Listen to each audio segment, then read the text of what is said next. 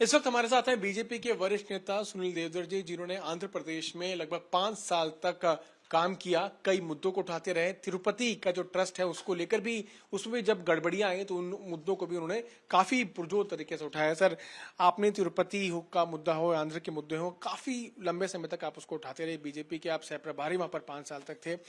अब एक बड़ी शॉकिंग चीज निकल के सामने आई है कि तिरुपति मंदिर में जो प्रसाद बनता था वाईएसआरसीपी सरकार के दौरान, उसमें घी की जगह जानवर की चर्बी और तेल का इस्तेमाल हो रहा था। आपने वहां पे काम किया है, आपने जब ये बात सुनी तो आपको कैसा लगा?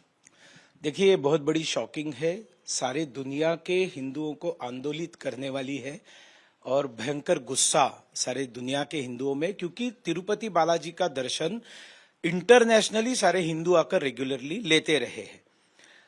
जगन मोहन रेड्डी सरकार आते ही ये स्पष्ट हो गया था कि ये धर्मांतरण को बढ़ावा देंगे, क्योंकि वो स्वयं क्रिश्चियन है। और आपको अगर याद होगा तो उन दिनों में बहुत बड़े पैमाने पर मंदिरों की मूर्तियां तोड़ी गई थी, पवित्र वस्तुएं जलाई, जैसे अंतर्वेदी में रथ जलाया गया था, हनुमान मंदिर तोड़ा गया था गुंटूर में। तो ये घटनाएं हो रही थी, घटना होना और उसके ऊपर लॉजिकल एंड ना आना, किसी को अरेस्ट न होना, तो ये हो ही रहा था। मतांतरण को बहुत भयंकर पैसा भी जा रहा था, डेमोग्राफी चेंज करने में, वोट बैंक पॉलिटिक्स के लिए सब होता था। अब ये जो खुलासा हुआ है ये बहुत भयंकर है। वाईएसआरसीपी के जो जगन मोहन रेड्डी जी के जो पिताजी जब मुख्यमंत्री थे, राजशेखर रेड्डी जी, तब ये बहुत बड़े पैमाने पर लोगों को पता चला कि जो 7 पहाड़ी है, 7 पहाड़ी तिरुपति हिल्स है, उसमें से 2-3 पहाड़ियां ईसाई मिशनरी ऑलरेडी हड़प कर चुके थे और प्रसाद बनाने का कॉन्ट्रैक्ट एक क्रिश्चियन व्यक्ति को दिया गया था। तो उस समय भी ये मुद्दा उठा था कि जो बिलीवर नहीं है, जो वेंकटेश्वरा को शैतान कहता है, जो गाय का मांस खाता है, वो किस तरह से प्रसाद बेचेगा, उसके ऊपर बहुत बड़ा हंगामा हुआ था। एम्प्लॉइज बहुत बड़े पैमाने पर क्रिश्चियन एम्प्लॉइज वहां पर लगाए गए थे, जमीनें बेचने के लिए निकाली थी, बॉन्ड्स जो है बेचने के लिए निकाले थे। मतलब पूरी तरह से तिरुपति बालाजी की श्रद्धा को खत्म करना और उसको ईसाइयों के हाथ में देने का एक बहुत बड़ा व्यापक षड्यंत्र था, जिसके बारे में हम लोग बार बार बोलते आए। अब ये जो मुद्दा है, जब भी कोई political party anti Hindu forces का सपोर्ट लेकर सत्ता में आएगी तो वो उनके सामने झुकेगी और ये सारी चीजें उनको करनी पड़ेगी अपने राजनीतिक अस्तित्व के लिए। और ये खतरा मेरी दृष्टि से अभी सिर्फ तिरुपति बालाजी तक सीमित नहीं है। मैं तो चिंतित हूं, महाराष्ट्र में चुनाव होने जा रहे हैं, जिस तरह से राहुल गांधी जी एंटी हिंदू स्टैंड सब जगह पर ले रहे, जिस तरह से उद्धव ठाकरे अचानक औरंगजेब के समर्थक बन गए हैं, जिस तरह से राष्ट्रवादी कांग्रेस, वो शरद पवार तो कहते ही है कि मैं अश्रद्ध हूं, मेरा इन सब पर भरोसा नहीं है, भगवान के ऊपर मेरा भरोसा नहीं है।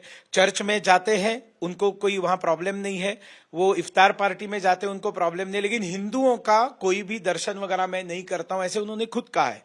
अब ये अगर सरकार में आते हैं तो मुझे ये डर है कि कल पंढरपुर के मंदिर में भी, महालक्ष्मी के, कोल्हापुर के अंबाबाई के मंदिर में भी और ऐसे सारे पवित्र स्थानों पर इस प्रकार की धांधलियां, गड़बड़ियां और एंटी हिंदू एक्टिविटीज होने की संभावना है, क्योंकि ये लोग इन्हीं एंटी हिंदू फोर्सेस के आधार पर चुनकर आने की बात करते हैं। बात आपने बहुत महत्वपूर्ण कही कि जगन मोहन रेड्डी सरकार के समय में कुछ क्रिश्चियन मिशनरीज को, कुछ क्रिश्चियन लोगों को प्रसाद बनाने का दायित्व दिया गया था। क्या आपको लगता है कि ये जो चीज निकल के आई है ये उनके द्वारा की गई है?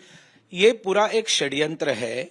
और आपने अगर वो खबरें सुनी होगी तो वो जो तेल और वो जो मटेरियल है ये तमिलनाडु से आ रहा था। वहां पर भी डीएमके की एक अश्रद्ध सरकार है जो सनातन को खत्म करने की बात करती है, हिंदुत्व को खत्म करने की बात करती है। वहां पर भी ऐसी सरकार, यहाँ पर वाईएसआरसीपी, न जाने और क्या क्या इस समय में हुआ होगा। अभी और भी बातें बाहर निकलने की संभावना मुझे लगती है। दो सरकारों को षड्यंत्र आपको लगता है, तमिलनाडु और तमिलनाडु? तो देखिए, ये मैं आपकी जानकारी के लिए बताता हूं, ये ओरिजिनली तमिलनाडु के पास ये मंदिर था और जब राज्य अलग बने तब एक चॉइस दिया गया कि आपको चेन्नई चाहिए या तिरुपति चाहिए।